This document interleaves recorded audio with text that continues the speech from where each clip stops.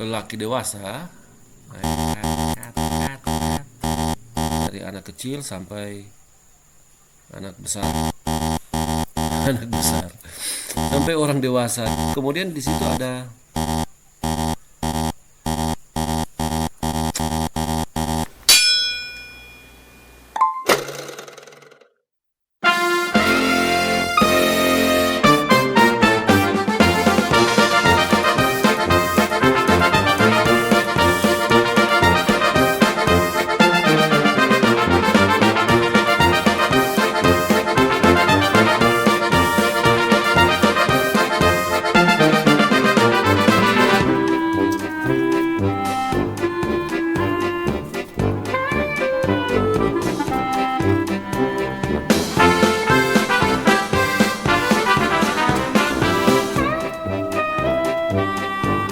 di malam ini kita akan bicara soal pelayanan publik dan kejahatan atau tindak kriminalitas yang ada di sekitar kita. Seperti apa sebenarnya pelayanan publik dan tindak kejahatan atau tindak kriminalitas.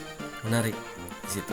Dan di I think kita akan membuat segala sesuatu itu semakin menarik dan mengkritisi apa yang ada di depan kita.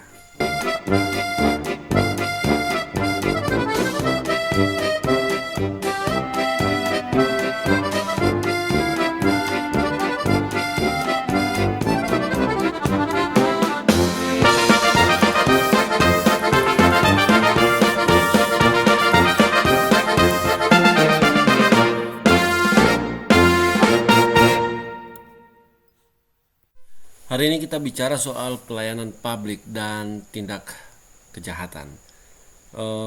Kita masih ingat kalau pelayanan publik namanya itu otomatis kita langsung memikirkan salah satu konsep. Pelayanan publik identik dengan kebijakan publik. Dan kita ambil dari pemikiran Thomas R.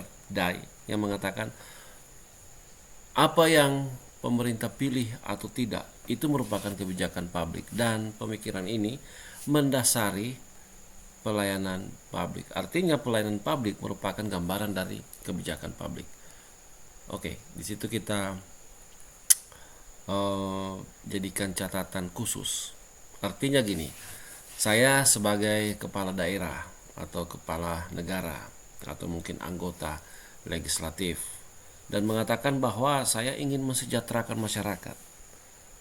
Dan yang saya lakukan, saya tidak perlu repot-repot untuk membangun sekolah dan seterusnya. Tapi melalui pengelola pelayanan publik yang ada, dan pelayanan publik yang ada itu dikelola oleh 3 bagian. Yang pertama itu instansi pemerintah atau pemerintah, yang kedua itu organisasi bentukan pemerintah, dan yang ketiga itu yang dikelola oleh masyarakat. 3 bagian ini secara otomatis pelayanan publik, kita akan berpikir kurang apa lagi, sudah ada 3 pengelola pelayanan publik. Oke? Sampai di sini sudah ada 3 pengelola layanan publik. Jadi kurang apa? Nah, seharusnya dengan 3 pengelola pelayanan publik tidak ada lagi masalah-masalah berkaitan dengan kemiskinan. Tapi faktanya justru semakin banyak pelayanan publik yang kita buat, justru banyak dari mereka juga masyarakat, kelompok-kelompok sosial yang perlu diperhatikan, yang kebutuhan hidupnya, kebutuhan dasarnya belum bisa terpenuhi. Menariknya di sini, situasi itu semakin menjadi kompleks dan rumit ketika pelayanan publik sudah berjamuran, jadi seperti kurap, seperti panu.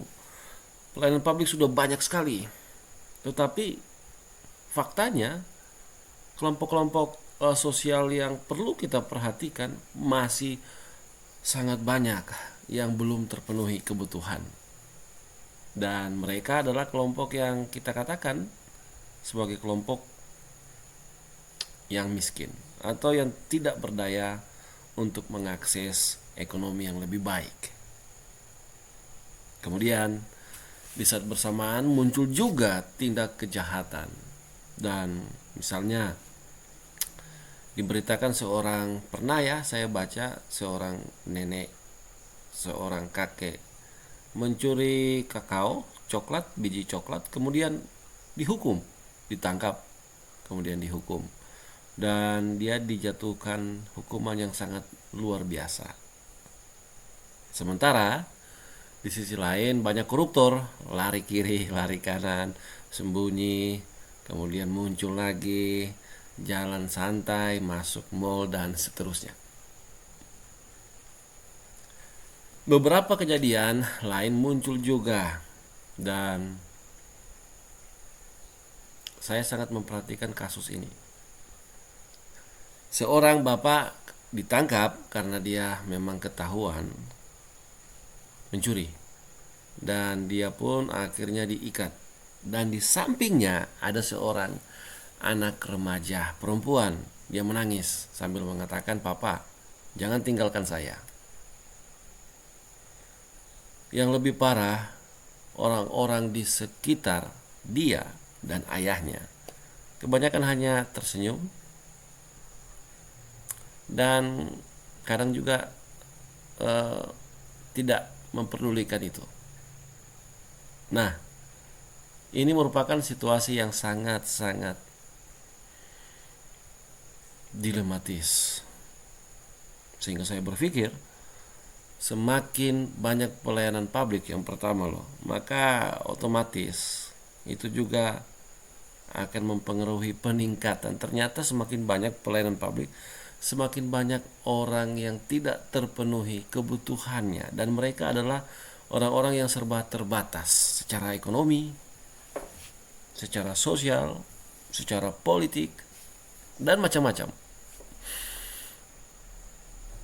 Yang kedua, saya kembali berpikir, jadi kalau begitu apa yang harus kita lakukan? Nggak penting dong kita membuat banyak pelayanan publik. Faktanya seperti itu.